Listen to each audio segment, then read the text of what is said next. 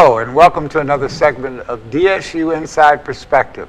I'm Carlos Holmes, and this is a show where we talk with faculty, staff, researchers, alums, and other people about some of the things that are going on in the world or some of the great things that are going on at Delaware State University.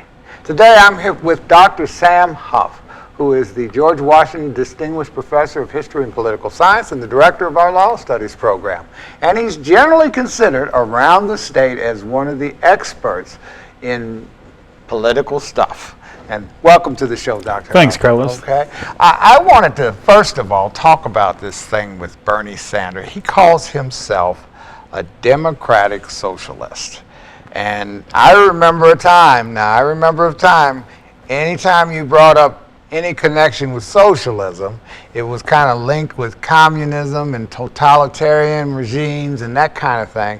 And obviously, he's doing well. He's doing well right now with Hillary Clinton in the polls, right? Fairly well, yes. So obviously, there's that, that negative connotation to socialism is just not there anymore. But what is the difference between socialism, as I've historically come to know it, coming from Marx and Lenin and that type of thing, and communism, from the democratic socialism that he espouses? Well, we first can look at the politics of issues across the spectrum. So when we think of ideologies, we can subdivide into political and economic. And communism is actually a political ideology. It just so happens that in a lot of communist governments, they practice socialism as far as economic ideology. Socialism on a scale from least to most government inclusion in the economy is closest really to the most government inclusion. That is that the government is in charge of producing items, the government is in charge of setting estimates for productivity and essentially running the economy. In a capitalist economy, we normally think of the profit as the highest motive, certainly some government regulation and some social responsibility. And we normally place that in the middle of that spectrum. On the far side, where there is the least government inclusion in the economy, we normally refer to that as laissez-faire, keep your hands off, if you will. So socialism, for that reason, some people believe that it's something that essentially is totally alien to the American system. And others say it can possibly be used in that, and that at times in American history we have leaned towards socialist. But now Bernie Sanders he says he's a democratic socialist. What does that mean, and how does that differentiate him from the front runner, Hillary Clinton? Well, it's my understanding that his tag or label of democratic socialist is essentially to not scare potential voters and say that while he prefers socialism, he would like to do it in the context of the American political system, which is, of course, a democratic republic, rather than change the system, which a lot of governments have done, to a communist government. So apparently he does not want communism and believes that he can fit socialist ideas in the American political area. So now we've been entertained by our debates.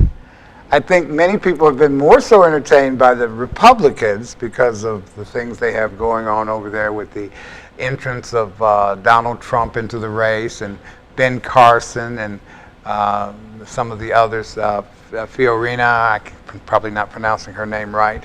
But the Democrats don't seem to have the same attraction. I believe the viewership of the one debate that we had earlier this week, and this is March 16th that we're doing this taping here. So earlier this week we had the Democratic debate, but it doesn't seem like they drew as much in terms of viewership as the Republicans. Is this a problem for the Democrats that so much attention is going towards the Republicans at this point?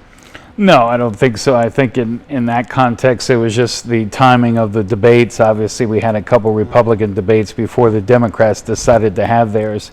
But it's my understanding that the Democrats had a conscious decision, Democratic National Committee in particular, to minimize the number of debates.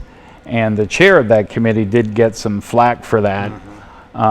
But I don't think it'll result in a huge downgrade of interest in the Democratic Party. Back to your question about Hillary Clinton, though, as far as differentiating herself from Bernie Sanders. In the debate the other night, it was evident that Hillary was in support of a capitalist economy like we do have. But as she said, there are times where you have to think about reforming that, as we did in the New Deal, as we did in the post-2008 recession. And she also said sometimes capitalism has to be saved from itself in that context. And that means regulation, which most people have agreed is a component of contemporary capitalism in the U.S. and elsewhere. A lot of people are looking at this weekend, which would be the weekend of March 16, March 17, as the weekend that Joe Biden's got to make a decision. Is it crunch time for him, or does he have more time? In my view, it is crunch time for several reasons. Number one, the deadlines for filing are coming up in states. Number two, finances. We've heard the third quarter productivity of several candidates in raising money. He would obviously have to come in and do that. One of the biggest concerns that is out there that not too many folks are talking about is that in the Democratic Party, there are approximately 3,000 delegates available, and you have to get at least 50% of those plus one to be the nominee. Right now, some of the superdelegates, uncommitted delegates, are already committing themselves to other candidates, primarily Hillary Clinton. It's possible by the time we actually start the actual nomination contest, caucuses and primaries in 2016, that Hillary will have locked up half of those total delegates, and that makes it much harder for Joe Biden or anybody at this particular point. Finally, I think Hillary's debate performance did bring back into the fold some of the supporters who were kind of wavering after the email controversy took up so much of the time and energy in having her defending that area. We got to go, but real quick, Benghazi, the email, do you think it's going to impact her in a negative way that will hurt her? Well, that's a really good question. And of course, we're coming up on October 22nd for the her testimony in front of the Benghazi committee. We know that there has been controversy about how that committee was formed and what it was after. But ultimately, I think that if she comes out of that hearing, unscathed, as I think she will, then the other issues that are so important to the Democrats and to the country will start getting debated big time as we go into the general election. We're going to have to bring you back again as we're going through this political process. We're coming into a presidential election season, so Dr. Hoff, we might have to call on you again to kind of explain some things to us. Thank you so much for being on the show, and thank you for being here for another episode of DSU Inside Perspective. Y'all have a good day.